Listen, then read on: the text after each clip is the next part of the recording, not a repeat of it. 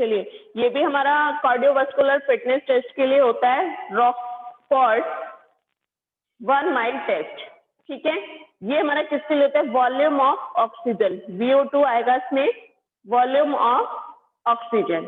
ठीक है, O2 आपको पता है ऑक्सीजन होता है, V वॉल्यूम। ठीक है, तो Rockford 1 mile test is also known as Rockford fitness walking test. ये किसके नाम से भी जाना जाता है? हमारा रॉकफोर्ड फिटनेस वॉकिंग टेस्ट के नाम से भी जाना जाता है। This test is suitable for sedentary individual. The objective of this test, इसका क्या उद्देश्य है? is to check or observe the development of individual VO2 max, that is maximum volume of oxygen. Clear? इसमें इक्विपमेंट क्या है? 400 metre का हमें track चाहिए, ठीक है, और वेइंग स्केल मीन्स वजन, मतलब वेट को तोलने वाली मशीन। ठीक है, प्रोसीजर देखो, while conducting or administration this test it should be windless day, मतलब इसके लिए कैसा दिन होना चाहिए? जिस दिन हवा ना चल रही हो। ठीक है, मतलब बहुत तेज या हवा ना चल रही हो। First of all, take the body weight of the individual on a perfect weighing machine. The weight should be taken with minimum force on body of the individual. सबसे पहले क्या है? हमें अपने शरीर का वजन तोलना चाहिए। ठीक है, और हमारे शरीर पे बहुत कम से कम कपड़े होने चाहिए। Then mark the starting point of 400 metre track. 1 mile में कितने मीटर्स होते हैं आपके? 1609 मीटर। ठीक है, 1609 मीटर होते हैं। The individual has to run the distance of 1 mile, that is 1609 meters in minimum time. So record the time of 1 mile with a stopwatch. Immediately after finishing the 1 mile walk run, record the heart rate, beats per minute with manual or monitor method. The monitor or ECG, EEG can be used to get a more accurate heart rate. बेटा जब हम इसकी मतलब पहले तो हम क्या करते हैं, उसकी दूरी का समय नाप लेते हैं कि कितने समय में हमारा होने वाला है। ठीक है, और फिर उसके बाद जब हमारी वो दौड़, मतलब दौड़ नहीं होती है, पैदल चाल, जितने भी हमें समय में पहुंचना होता है, ठीक है, वो हम उसके बाद क्या करते हैं वहां पर, मतलब वैसे तो हम मैनुअली भी हार्ट बीट को नाप सकते हैं, काउंट करते हैं ना हम लोग, आप लोगों को भी पता है, लेकिन इसका बेस्ट तरीका क्या है? मॉनिटर। और सबसे अच्छा है ECG और EEG के द्वारा हम सबसे अच्छी हार्ट बीट को नाप सकते हैं। ठीक है, कैलकुलेशन ऑफ VO2 मैक्स, इसका फॉर्मूला दिया हुआ है, कैसे हम इसकी कैलकुलेशन कर सकते हैं। फॉर्मूला फिक्स है इसका, ठीक है, 132.853 माइनस, लिखिए फॉर्मूला हम,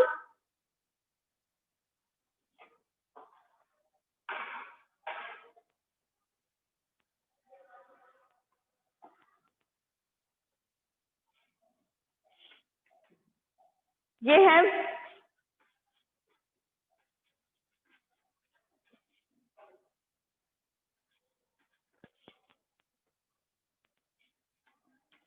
132.853,00769 इंटू जितना भी हमारा बॉडी वेट होगा। ठीक है, body weight minus 0.3877 into as.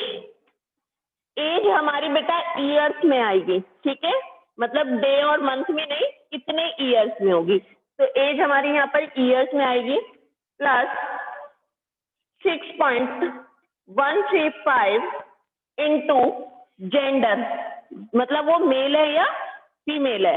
ठीक है, अगर मेल है तो उसको हम यहाँ पर 1 लिखेंगे, और फीमेल है तो 0 कर देंगे। ठीक है, जेंडर माइनस, अगेन माइनस करेंगे हम इसमें 3.2649 इंटू टाइम। ठीक है, कितने समय में हमने वो पैदल चाल को पूरा किया है।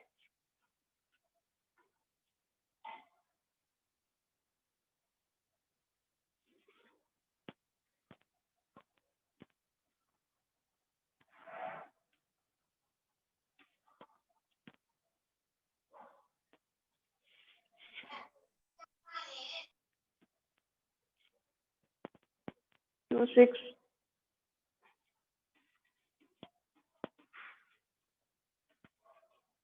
Minus 0.1565 into heart rate.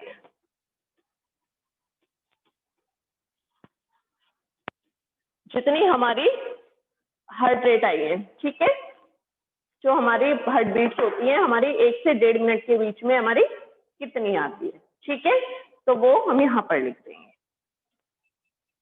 तो अब आपको समझ में आ गया कहाँ पर हमें क्या क्या करना है। बॉडी वेट जितना हमारे शरीर का वजन होगा, ठीक है, एज जितने में हमारी आयु हमारी वर्षों में होगी कि वो मतलब कितने साल का है।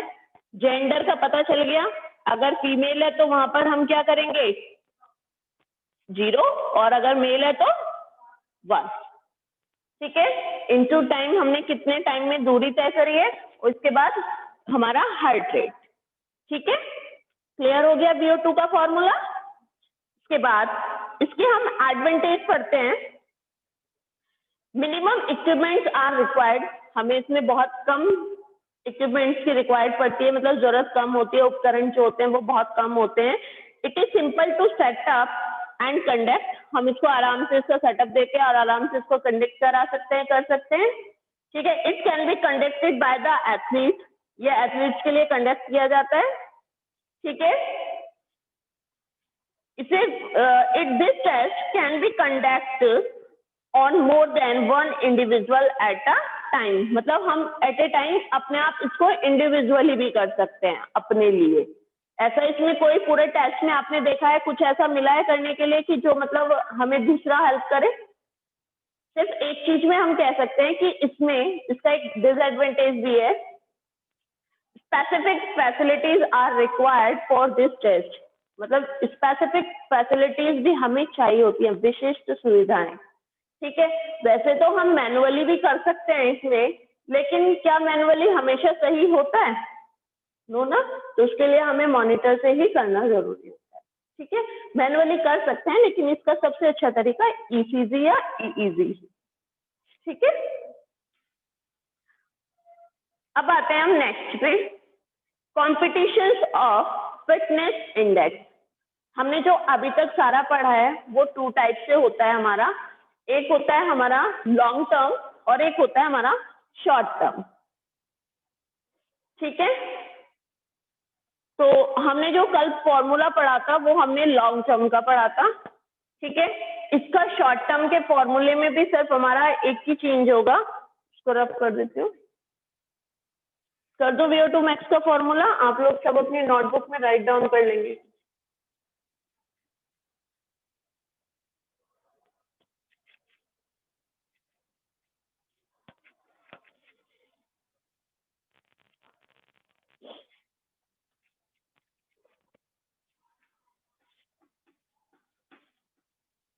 फिटनेस इंडेक्स, आपको सिर्फ ना फॉर्मूले लर्न होने चाहिए। ठीक है, फॉर्मूले को ना एक्सप्लेन कोई नहीं कराएगा वहां पर।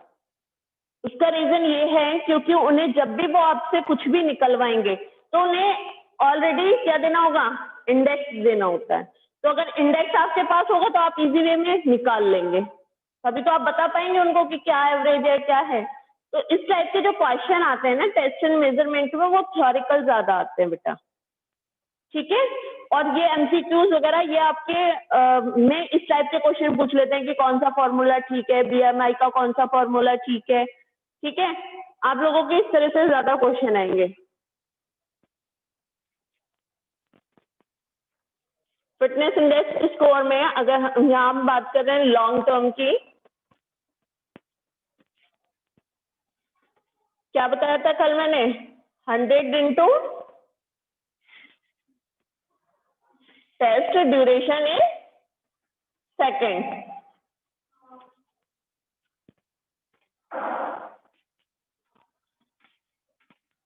In second, 2 into sum of heartbeat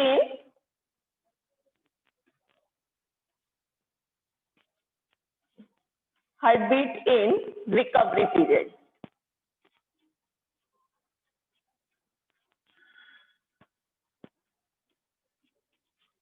clear?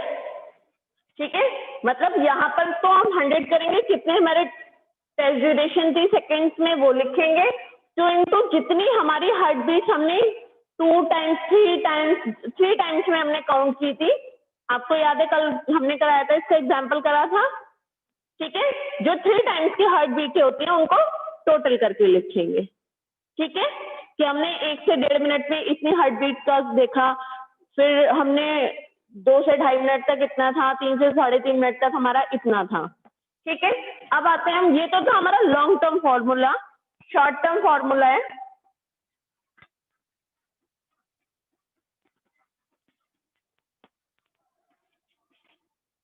ये भी तुम्हारा फिटनेस इंडेक्स स्कोर है.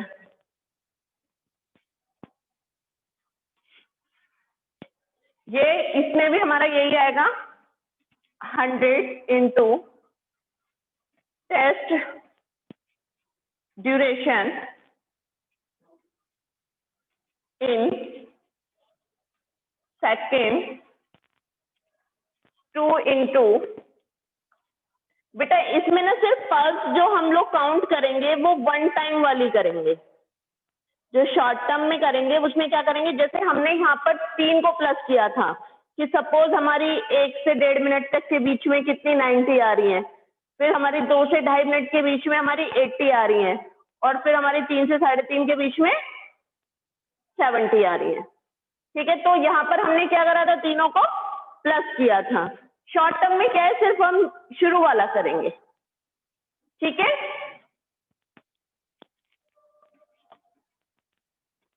pulse count between 1 to 1.5 minutes after exercise. ठीक है, हमने क्या किया कि हमने जो लॉन्ग टर्म में जो हमने 3 टाइम्स काउंट किया था, यहाँ पर हमने सिर्फ एक्सरसाइज के 1 से 1.5 मिनट बाद जो भी पल्स काउंट हो रही है वो उसको लिखना है. तो ये हमारा फॉर्मूला कंप्लीट हो गया. इसी से जो भी हमारा ये फॉर्मूला है वहीं से हम अपना निकाल लेते हैं, और बाकी इसमें फिटनेस इंडेक्स स्कोर दिया होता है, आप वहां से चेक कर सकते हैं कि आपका एवरेज है, गुड है, बैड है, पूरा. ठीक है, अब आते हैं बेटा नेक्स्ट टेस्ट पे, रिकली एंड जॉन्स. ये रिकली एंड जॉन्स जो टेस्ट होता है वो सिर्फ और सिर्फ सीनियर सिटीजन्स के लिए टेस्ट होता है. किसके लिए होता है? सीनियर सिटीजन टेस्ट, मतलब जो लोग एजेड होते हैं. ठीक है, तो even in old age people want to be fit and to be able to continue to their work without pain as long as possible. क्या जो लोग एजेड होते हैं क्या वो ऐसा चाहेंगे कि उनके शरीर में दर्द हो? हर कोई ऐसा चाहता है कि उनके शरीर में कोई पेन ना हो, मतलब वो बिना थके अपना काम इजी वे में कर सके. ठीक है, it requires proper fitness designed during old age. In the beginning, there were not enough tests to assess functional fitness. This test is also known as Fulton Functional Test of Senior Citizens. किस नाम से जाना जाता है? दूसरा नाम क्या है इसका?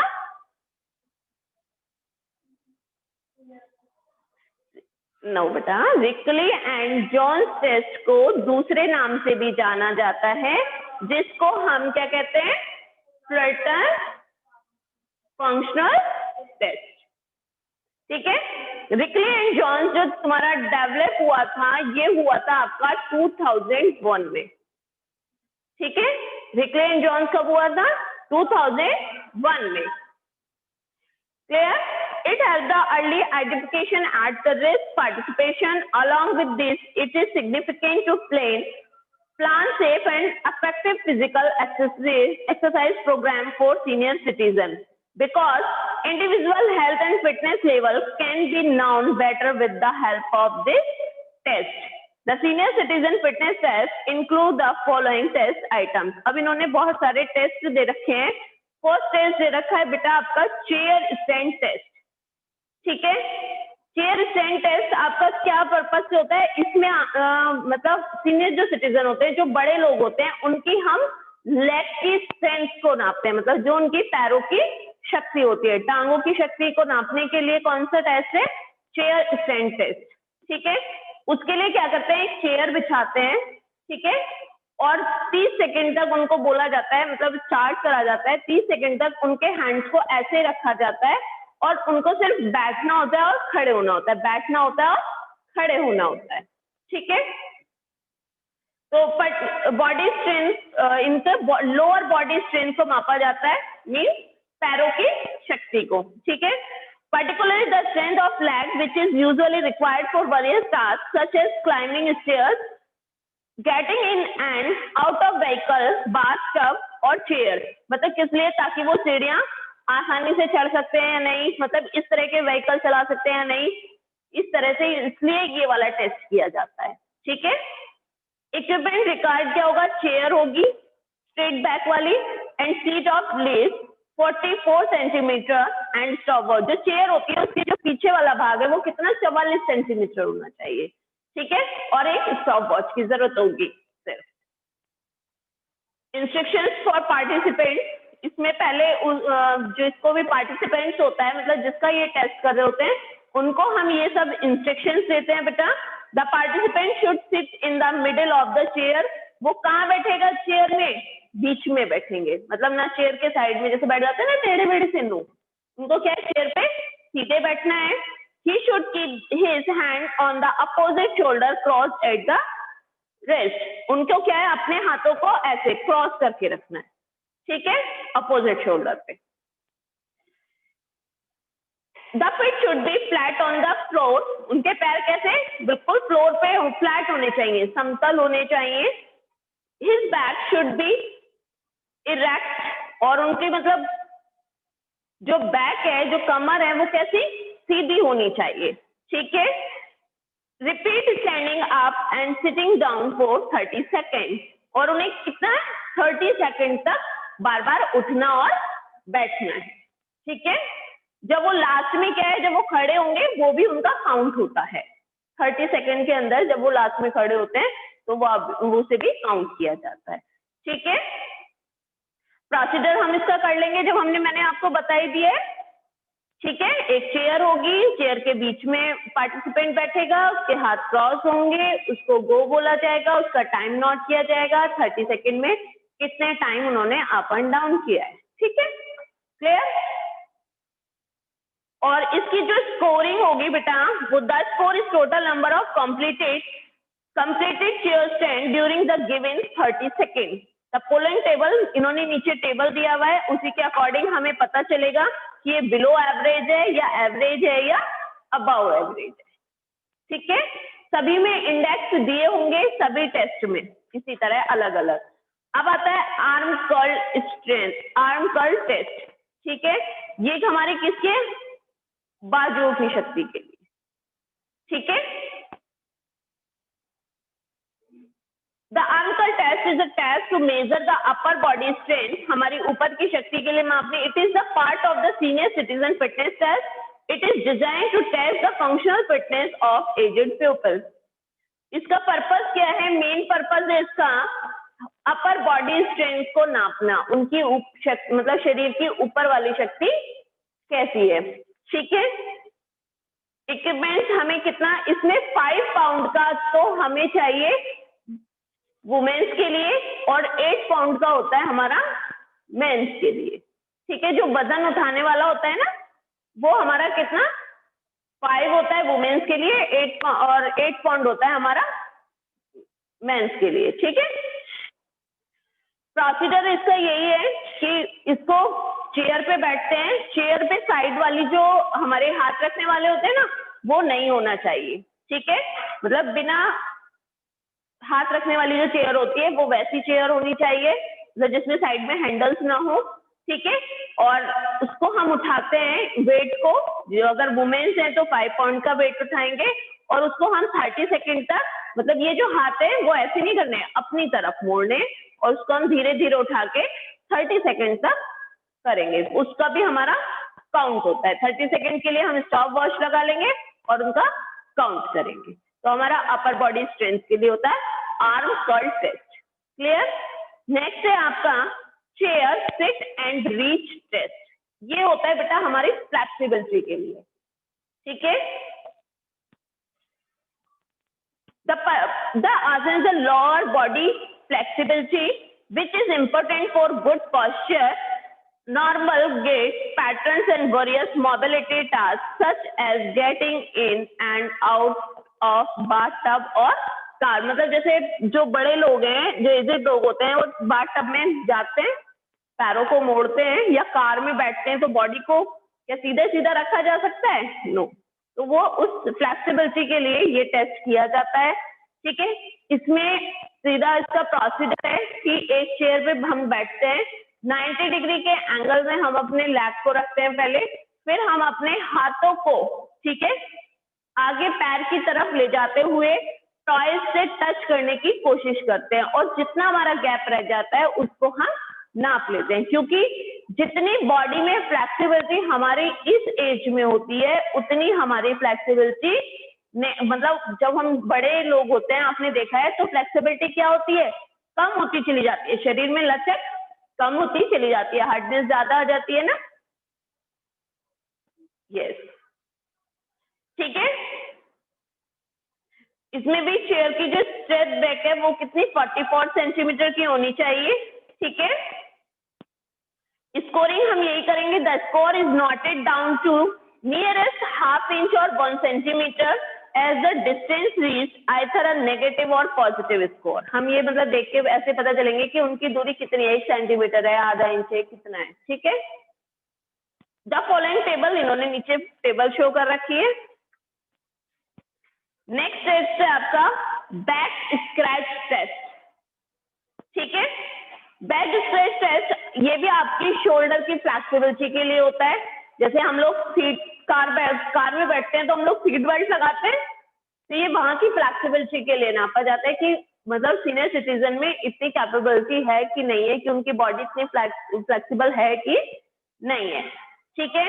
वो कॉम्बिंग हेयर मतलब अपने बालों में कंघी कर सकते हैं या नहीं, ठीक है। Putting on overhead garment, reaching for a seat belt etcetera, ठीक है। इंस्ट्रूमेंट रूलर क्या है? रूलर, खाली एक रूलर ही चाहिए, इसमें कोई इक्विपमेंट रिक्वायर्ड नहीं है क्योंकि खड़े होके टेस्ट होना है, ठीक है। रूलर जानते हैं आप लोग क्या होता है? स्केल, स्केल के लिए बोला गया, ठीक है। इसका सीधी पोजीशन में हम खड़े होंगे, आपने देखा है हम ये वाले हाथ को ऐसे लेके जाएंगे और पीछे वाले हाथ को बेटा इससे टच करेंगे, ठीक है। तो जो एजेड होते हैं उनका उतना हाथ नहीं जाता, एक गैप रह जाता है या फिर नहीं रहता है, तो हम उसको क्या स्केल से नाप के हम अपनी स्कोर शीट के अकॉर्डिंग जो हमारी दे रखी है बेटा इन्होंने, हम उससे चेक कर सकते हैं उनकी शोल्डर फ्लेक्सिबिलिटी की कितनी है। 8 foot up and go test, इसमें ज्यादा रिक्वायरमेंट तो नहीं है, ये सिर्फ एजिलिटी के लिए होती है, स्पीड के लिए होती है, बैलेंस के लिए होती है, ठीक है। यहाँ पर क्या करते हैं, एक चेयर सामने रख देते हैं दीवार से सटाकर, ठीक है, और हम उससे 8 फुट मतलब 8 कदम बाद एक फोन रख देते हैं, ठीक है। तो वहां से क्या होता है, उठेंगे जो भी पर्सन का पार्टिसिपेंट होगा वो पर्सन वहां से उठेगा, वहां से उस फोन से चक्कर लगा के वापस आके बैठेगा, फिर उठेगा, फिर चक्कर लगा के वापस आके बैठेंगे, ठीक है। तो ये होता है यहाँ पर उनका मतलब संतुलन, बैलेंस ठीक है कि नहीं है, उनमें स्पीड है कि नहीं है। दौड़ना नहीं होता इस वाले टेस्ट में, लेकिन तेज चल सकते हैं, ठीक है, दौड़ना नहीं होता। ठीक है। और इस वाले टेस्ट में बस उनकी एग्रेटी, उनकी फुर्ती नापी जाती है कि कितनी उनमें फुर्ती है, कितनी उनमें स्पीड है। ठीक है। नेक्स्ट टेस्ट है आपका 6 minute walk test, means 6 minute की पैदल चाल। ठीक है। अब उन्होंने 6 मिनट में कितना मतलब कवर अप किया है। एक इसमें क्या करते हैं,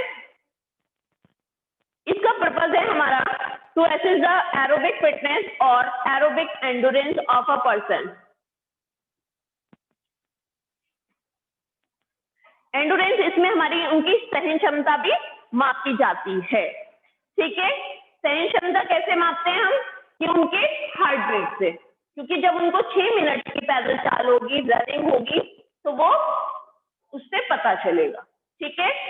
इसमें वॉकिंग डिस्टेंस के लिए हम क्या करते हैं, 45.72 मीटर या फिर 50 yard in a rectangular area बना देते हैं। ठीक है। जिसको हम कितने में 20 इंटू 5 डैश में कर देते हैं कि 20 फुट ऐसे, 20 ऐसे कर दिया और 5 ऐसे कर दिया। ठीक है। With press and regular intervals to indicate the distance covered. Efforts are made to walk maximum distance as quickly as possible in 6 minutes. मतलब 6 मिनट में उन्होंने कितनी दूरी को तय किया है। अब practical trials given to the participant, he may stop time if they desire so. ठीक है। उनका फिर नीचे हमारा आ जाएगा कि कितने से कितने तक किया है।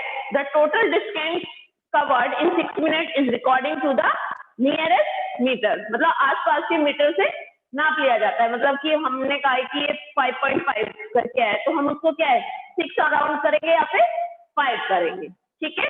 तो उसके जो नियरेस्ट वाला जो मीटर होता है कि अगर 5.5 से आगे चला गया, 5.6 हो गया, तो वो 6 में काउंट होगा। अगर 5.5 से कम आ गया तो वो कितने 5 में काउंट होगा। ठीक है। तो हम इस तरह से मीटर में दूरी को तय कर लेते हैं।